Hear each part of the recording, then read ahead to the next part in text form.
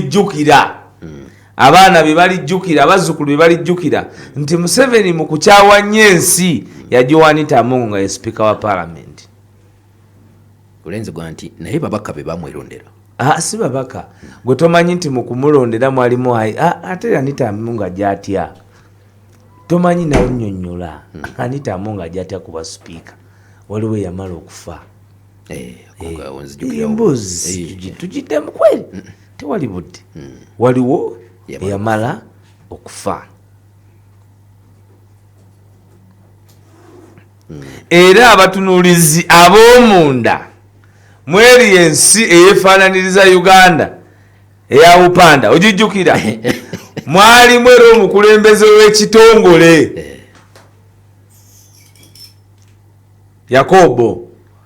Yakobo yeyeka gwe baali basobola okukozesa okuwangula alitwala mu Bupanda. Ontegedde bulungi naye nga bamanyi nti Yakobo ate ye asobola obutamalaako lire kuba baali baagala limongo. Kwata nno Bupanda bulungi baleeta Yakobo abawangulire litwala kubanga baagala limongo. Ampuliriza otegedde eby'Obupanda kakati komawe Uganda amanya ge Bupanda gasimangu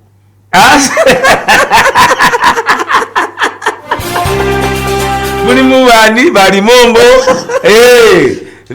mazibu naye nga gwe olina okumanya kubanga ono bamanya nti yalinamu obunafu Yakobo naye nga ate limongo tasobola kuwangulira wani litwala kati ne bagamba nti no kakati tukozese Yakobo awangule litwala ffe tutwale Yakobo limongo ajje awali Yakobo.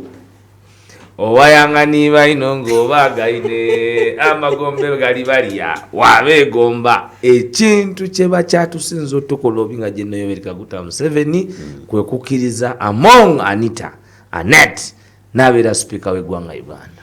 Buuza ku bantu tugende mu adhan. Wassalamu alaikum warahmatullahi wabarakatuh. Olunaku lwa leero tusiibye mu abantu baffe abaliko obulemu lubadde lwa kujaganya pulezidenti alidde n'ab'ekijjulo mwe abampuliriza boogedde ebigambo bingi abantu abo munanga ate bw'obawuliriza bali very assertive.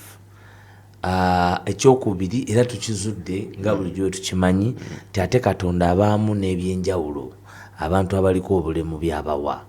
Bw'osanga omuntu aliko obulemu ng'asiiga ekifaananyi bw'akisiiga gwe bw'omusanga ate gwatya. Bw'osanga omulemu ng'akooka aliko obulemu ng'akooka olwaliro tubadde ne Master Mulo